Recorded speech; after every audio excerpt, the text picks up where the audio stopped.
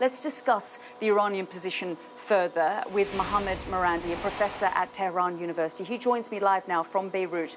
Professor, thank you very much for joining us. Iran has declared 5 days of mourning, and we've heard strong statements from the Supreme Leader. Can you just confirm with us, because Reuters news agency was reporting earlier that the Supreme Leader himself has been taken into a safe area or a safe space because of obviously safety concerns for him?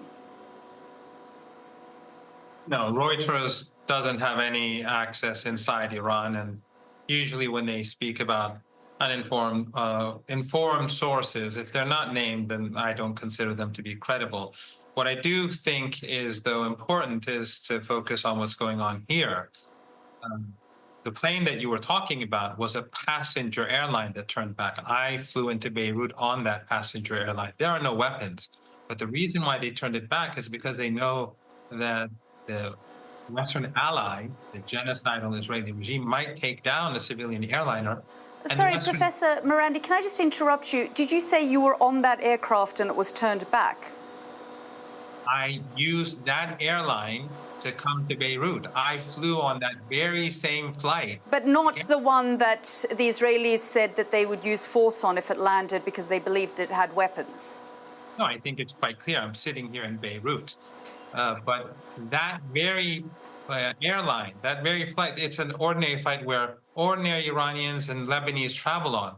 But the Israelis said they were going to shoot down these planes if they have weapons, and they would shoot them, they would possibly shoot it down, even though they know they have no weapons. And then the Western media will try to say that, well, probably, possibly there were weapons. Professor Marandi, I mean, let's make it clear. We know Iran's position for 40 years when it comes to Hezbollah. They train them, they supply them with funds and weapons. The Supreme Leader himself in his statement this afternoon said that they would continue their support to Hezbollah. I just want to pick up another point, though. The mood that we've been hearing from Hezbollah supporters of frustration with Iran and Iran's inaction, because Hezbollah is fighting on the front lines. 800 people in southern Beirut, in southern Lebanon were killed. We saw the massive explosion in southern Beirut, and yet Iran seems to be distancing itself from the entire situation, other than saying Hezbollah will continue to lead this fight. Of course not. First of all, it's quite clear that Iran is supporting and funding this group. This group was what expelled the Israeli regime, the ally of your government, this genocidal ally of your government, from Lebanon in 1982. Iran supported it, and this National Liberation Organization liberated the whole of South Lebanon, including the capital, from the Israeli regime. That's why actually it was created. It was created in 1982 as a result of the Israeli occupation of Beirut. And this shows that Israeli aggression and brutality and genocide has nothing to do with Hezbollah. It goes way before Hezbollah. In fact, in 1982, when they were occupying the city that you and I are both in right now, the Israelis and their local allies murdered up to 4,000 people in the Sabra Shatila camp. You know Professor, this, if we look at the, absolutely, we know this and it's documented, and we've been covering the ongoing situation, humanitarian crisis and civilian deaths in Gaza as well as Lebanon. But in terms of Iran's role now, it's crucial because everybody is waiting to see what Iran does next. And so far, Iran seems to be muted, other than pushing its proxies in the region to say, you take up this war. Well, they're not proxies, they're allies. But I was roughly 1,000 meters away from the explosions yesterday evening. That I know that neighborhood because I lived near there during my sabbatical here. Those were apartment towers. Hundreds of people died in the footage that you're now showing. Hundreds of people died. They used bunker busters to slaughter these people. So when your colleague was saying that we have a cultural difference about life and death, no. The cultural difference is that the Israelis consider non-Israelis, Palestinians, Lebanese to be subhuman. And that's why they can kill them. And the Western media, because of their allegiance and their alliance to Israel, they'll try to change the topic. They'll focus on Sayyid Hassan I mean, Nasrallah. Professor Marandi, on the one hand, the Hezbollah leader was revered by his followers in the Arab world, although his views on him became mixed after the war in Syria and his support for Bashar al-Assad. But on the other hand, the people of Lebanon here have been divided because Hezbollah has continued, with the help of Iran, to drag this country into war and bloodshed time and time again. They have launched major terrorist attacks on Israelis, on Europeans, on Americans. So it is not just that Hezbollah and the leadership were innocent bystanders being attacked by Israel. A lot of innocent Lebanese continue to be killed in this country as a result of Iran's actions in the region. I think you are making a very misleading mistake. The Israelis were occupying Lebanon. They occupied one half of the country when Hezbollah was carrying out terrorist attacks, as you call it. And the Americans were occupying Lebanon. And back then, Hezbollah didn't even exist in when the Americans were killed. It had nothing to do with Hezbollah, but it was an American occupation. But look, let's be very blunt here. The fact is that the Israeli regime is using bunker busters to slaughter ordinary people. And your media will call this Hezbollah strongholds.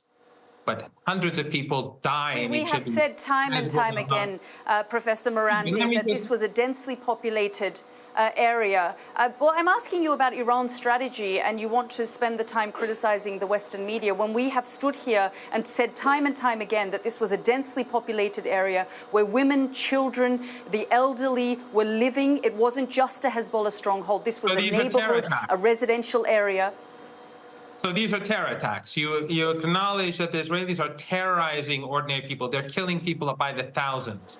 You acknowledge that, just like in Gaza, they. Professor Marandi, for me, I'm reporting on the situation on the ground. There are international lawyers who are looking at the rules of law and the way that the Israelis are conducting this operation, and I am questioning the Israeli government on a daily basis about the number of civilians that are being killed here. But we're also asking you, as someone who comments on Iran's strategy, about what Iran is doing in the region.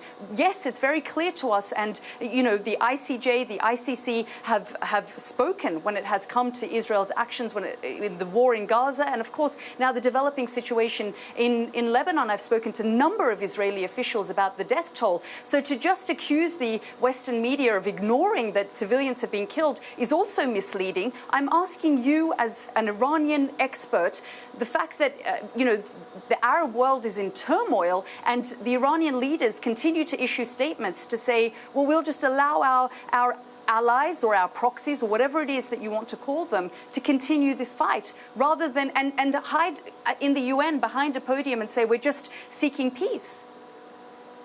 I think at the podium, it was the Israeli prime minister spoke and the global south walked out. And the West, which supports Israel, is the marginalized side. The world is changing. And the Iranians will continue to support the resistance. The West will continue to support ethno-supremacism, apartheid, ethnic cleansing, and genocide. And we will support the victims, just like we did in apartheid South Africa. But this regime is far worse than in South Africa. In fact, most of the Arab world is in turmoil because they support Hezbollah and the resistance. And they know what the Israeli regime is doing. And no amount of playing with words and terminology will change the reality on the ground, that the Israeli regime is slaughtering people. However, Hezbollah is very strong. It has not been infiltrated. The only place where the Israeli regime has had some success is in Beirut. And the reason why it has had some success in Beirut is because Western Beirut is so badly infiltrated by Western embassies and NGOs, and they have been able to gather all sorts of intelligence over the years. But besides Beirut, Hezbollah has thousands of kilometers of very deep underground tunnels. and major missile bases that are very well protected. And if the Israeli regime yes, ma'am. tries to come into the country, they will be badly mauled. And Iran will fully support Hezbollah. And Iran will not allow the Israeli regime to defeat Hezbollah. And this colony, this ethno-supremacist regime must end apartheid and racism. And nothing that the Australian or British or American government tries to do will spare the regime from being swept away by justice and those forces of justice who believe that all human beings in Palestine are equal and that there is no superior. Professor Marandi, thank you for joining us here on the program and for your time.